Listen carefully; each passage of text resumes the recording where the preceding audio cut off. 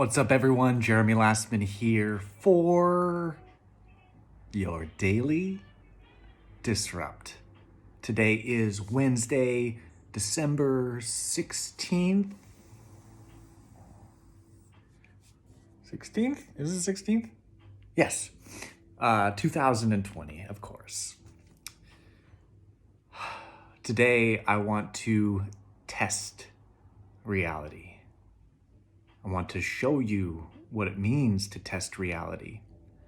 And I want to open your eyes to what, in essence, will make reality more fucking fun for you. And it's by understanding and becoming aware of the greater big picture puzzle of your evolution. And there are so many different words and meanings and contexts for how we can divide the big picture of consciousness into the polarity of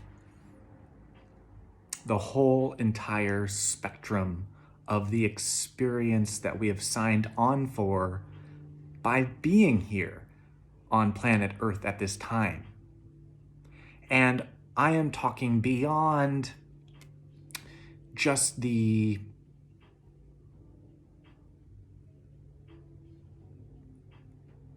unaware animals that happened to be here.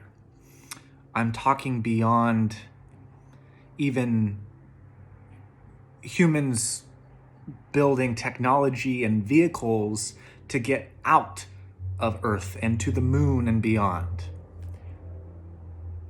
What I'm talking about is a greater narrative of conscious evolution that really comes down to, and again, there's so many different ways of painting this, but in the simplicity that gets to the edges of evolution, it is love versus fear. And of course, there is a gradation of gray and so many different ways of painting this. But when I realized this, it just shined a light on what it is to evolve and what it is to take the reins of evolution itself, instead of being a passenger, to being a creative, to being a creator, to having a say, to having a voice, to influence the direction of something so large in magnitude. And so when we talk about making reality more fucking fun, we're talking something bigger than life, larger than life. Because the moment you leave the bubble of life and how you define life as a body or as a body-mind entity, we go into the realm of our imagination to dream bigger games of energy that we are wielding when we are lucid in a reality of consciousness.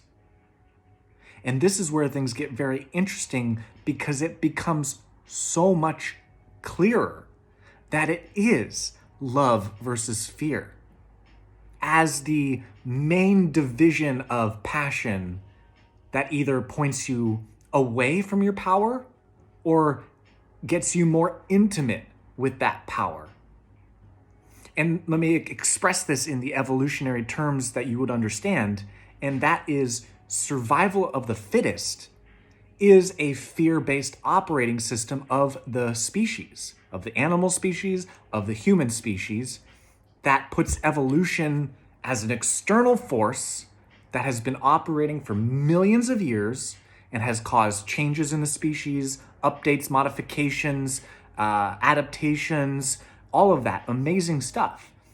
But the moment we come up against the edge of a self-conscious, limited view that the evolution is outside of us, and we come closer to the fear that we are actually creative forces instead of consumptive forces of life, but we are creative forces of life, oh my gosh, it opens up a whole host of fears, as in, with great power comes great responsibilities. With great responsibilities comes a whole host of fears to the survival of this old structure.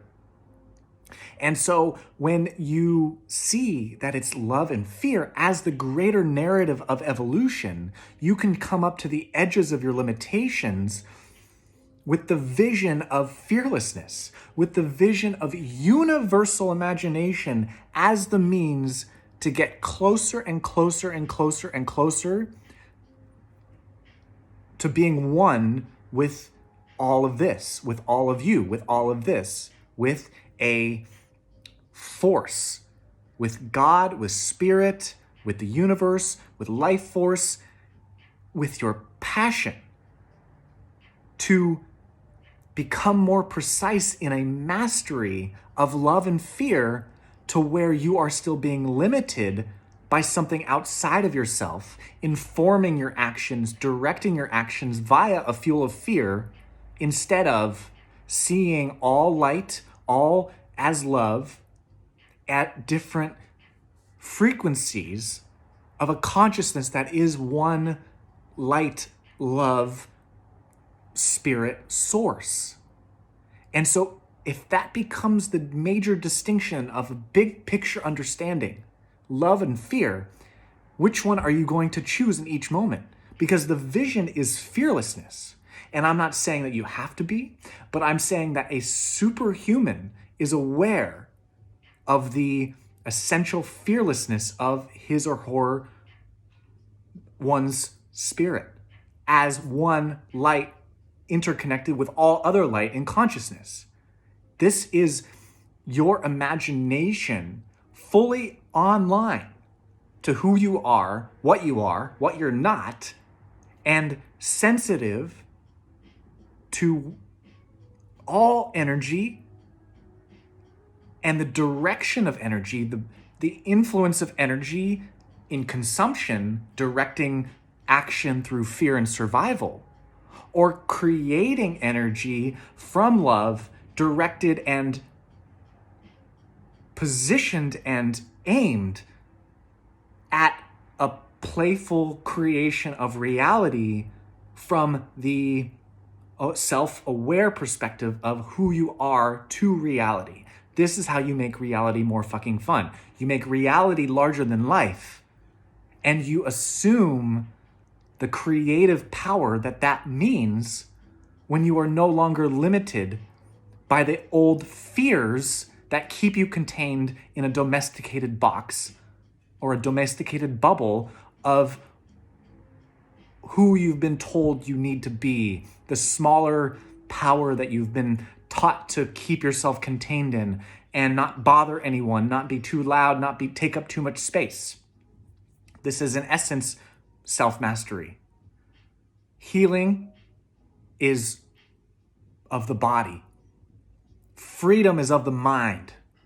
And self-mastery is the precise harnessing of yourself as light, as a single light beam that is your imagination of infinite possibilities coming down into your presence here in this great game playground Earth.